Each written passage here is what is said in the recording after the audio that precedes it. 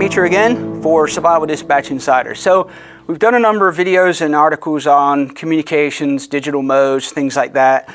And one of the questions I often get from people is, what radio should I buy? You know, they get their ham license. I run a team that does free testing every month in the Denver, Colorado area. And I always get people come up to me and say, what radio should I buy? Or on the Facebook pages, etc. And my answer always starts with, it depends. And it's kind of become a standing joke with, you know, if you've ever watched any of the videos with Chris or John, they say, hey, well, ask Nick, and he'll tell us it depends. So we've done a couple of different ones. So this particular one, we're looking at a low budget, go kit, box radio, whatever you want to call it. And so with a technician license, don't need a general license for this. What can you do? And how can you start experimenting with some of the other different modes other than just voice? So this particular kit I threw together and with some equipment that I had, I won't say laying around, but I repurposed. And so we'll pull some of this out. We'll get back to this bag in a minute, but as we'll talk about those. So let's start off with, here's a roll of Coax for hooking the radio up to an antenna. One of the antennas that I particularly like for portability and durability are these copper J-poles. This particular one is designed that breaks down, so it screws together there. There's a gentleman that makes these, and we'll post the link to his site, but jpole-antenna.com. And I've got a number of antennas from him, and they are very durable. I've got a couple that sit on my deck, and it's nice. You can mount them pretty high by just putting a piece of PVC pole and then sticking this bottom end in the piece of the end of the PVC pipe and elevate it up a few feet. Mine kind of hides up in the trees. Nobody sees it, and if you're in an antenna restricted area, you can usually get away with hiding one of these on your deck and making it look like a umbrella pole or something like that. I remember somebody telling me. So again, pretty durable. Now, if you're into welding and copper and stuff, there are designs out there that you can build these yourself.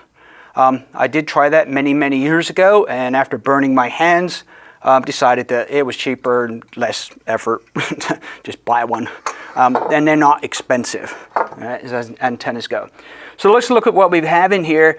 So this is a BTECH radio, and it's basically the mobile version of Baofeng. This is one of their older ones that I've had sitting around. They've got newer ones that are they're just different, they're nicer. But this particular one is what we call tri-band. So it has that 220 megahertz band or the 1.25 meter band in it. And there's a number of reasons why I like that. And that is, it's not a very popular band. So if you've got your own group, communications group, mutual assistance group, whatever you want to call it, of like-minded people, it's a band that you can go to and use, and you're not guaranteed that nobody else is going to be there, but there's less probability of somebody being there. In some areas, you'll find that there are some 220 repeaters up, and they're hardly ever used unless they're linked to a 2-meter repeater or a 440 repeater. So if you find a standalone 2-meter repeater, you'll probably listen to it and hardly hear anybody on it. So, a place to you to go. And I know where I live, there's several of us that get on one of the 220 repeaters, and we have never heard anybody else on it, ever. So, again, nice little radio. They're very inexpensive for a mobile radio. Usually they're around about 25 watts. They do have some 50-watt ones, but 25 watts is pretty good to get you going. I have a little power supply in here. I have no idea the make. I've had couple of these sitting around for some time. Low wattage, because these radios don't need a lot of power. I cut out a piece of plywood. It's not very thick, and that just sits in the bottom here. So the whole thing will just lift out if I wanted to, and I could sit it wherever I wanted to operate. If I'm operating somewhere, put the box out of the way. I've seen some kits that people build them into the box. Well, now the box is going to sit on the table, and if you're doing emergency communications to somebody, that might not be an option. As with all your radios, here's a copy of the manual for this particular radio. I just printed it out, and that sits in there too. Usually, it's not in this case, It might also have a cheat sheet on frequencies that are being used in the area. One of the things you'll want to check in your area is what are the simplex frequencies. And usually you have what they call a frequency coordination council. They're the people that assign frequencies for repeaters and simplex operations, so make sure you're using an approved frequency and not just jumping on any old frequency and accidentally be on the input to a repeater, and then you're causing interference, and that can be an issue. I also got, we'll do some close-ups here, but there's also a Anderson J-pole connector back here. So the power supply goes into that. But if I had a battery, I can just take the supply from the battery, disconnect that power supply, plug another one in here. The other thing that I added to this, and we'll do some close-up pics so you can see it, because you can't from where you are, but there's actually an LED strip in here. And I found some of those real cheap. They just self-sticky, sticks in there, and it just kind of lights up the whole side of the inside of the case when the power's on. So like I said, this radio does the 220 band. I've got the coax I hook the antenna up with. There are frequencies in the 220 band that are specific for digital use. So with digital, you can use less power. You can send a message. You can type the message and then hit send, and it will send it. Just like you're sending an email or anything else, it's over the air. The other nice thing is that the receiver can leave their computer and laptop and radio turned on, not be there, and it would still receive the message. You just scroll down the screen, you'll see a message is received. The other nice thing with doing it digital messaging is less people are going to hear it. You know, anybody who's got a scanner out there can hear what you're saying on voice, but unless they capture the video or the audio digital signal when you send it, and or have a computer set up with a program on, not so easy to intercept. So even though it's not coded, it's not encrypted, it's what I call security through obscurity. Nobody knows where you are. And especially if you've got a plan with your group that you switch frequencies every so often, and you've got a little card with that, you know what it is, you're not saying it over the radio, that you know at the top of the arrow or the bottom of the arrow you're going to switch to another frequency. Again, it just makes it more difficult for somebody to find and listen to what you're saying or doing. All right, so the software I'm talking about, I've mentioned a couple of times, is called FLDigi. It's a free software out there developed by some hams. And with all that kind of free stuff, you know, a lot of them ask for donations. I would suggest, you know, just be a good sport and contribute if they're asking for that. There's some other software for programming radios that's out there, and same thing. And every time I download a new version, I send them, you know, $5, $10 or whatever. If everybody does that, it just kind of helps the cause. The other thing that we have here, not mentioned yet, is the SIGNALINK. So this is a device that connects between your radio to your laptop or computer or whatever you're using, and runs all the different types of digital programs that are out there. And some are better for HF, some are better for the VHF or line of sight modes. And it just depends on a number of things. So you both need to be using the same one, obviously. I have a bag of cables here. Now the SIGNALINK device can be used with almost any radio. And you go to their website, you can download it or search online, but I also have a hard copy of it.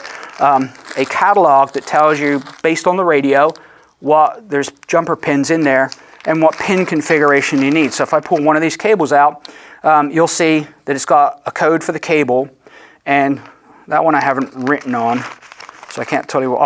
That's actually on the cable here. So this is for a Baofeng HT. So here's the Baofeng connector. This RJ45 connector goes into the back of this.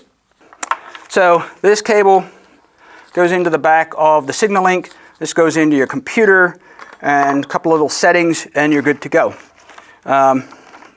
This particular cable, some of these are marked with the radio, and some of them have their code on. Some of them I've marked up. So this particular one I've marked, and this goes to an ICOM 208 radio, as well as the ID 880 and the IC 706. So I know that those are 3 ICOM radios this will connect to, and that's the data port on the back of those radios.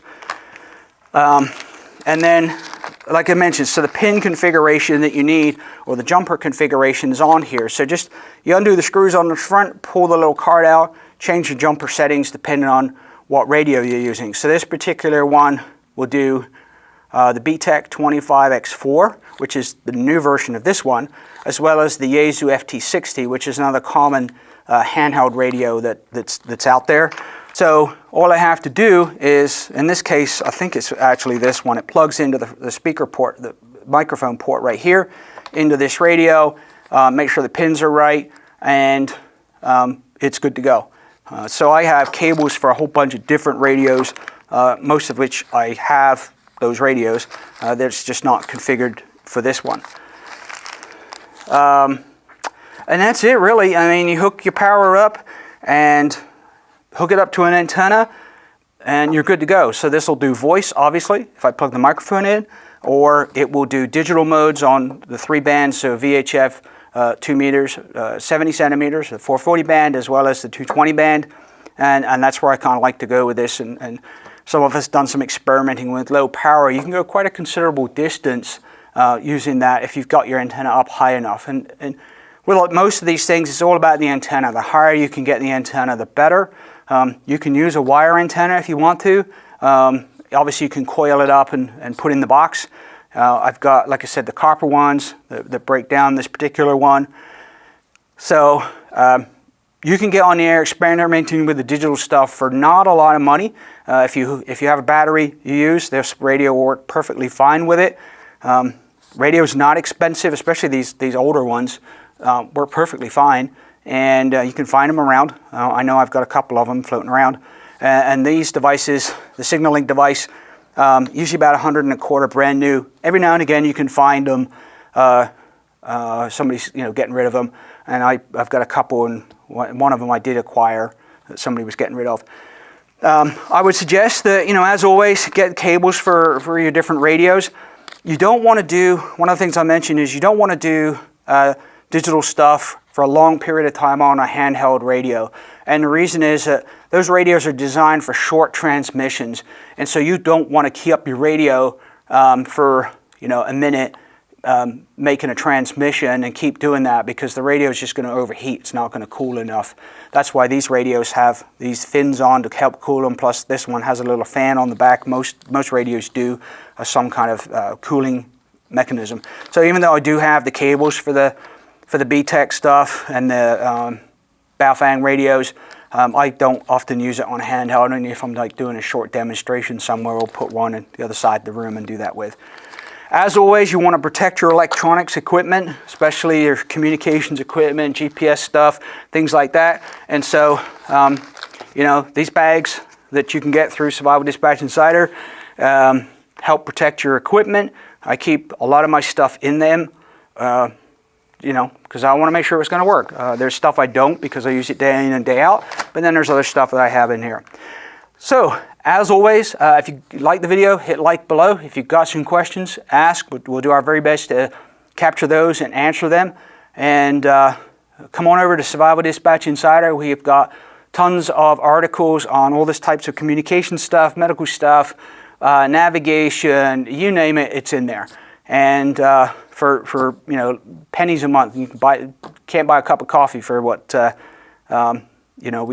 monthly fee is. So again, as always, be safe, and hope to catch you on the air sometime. For now, goodbye.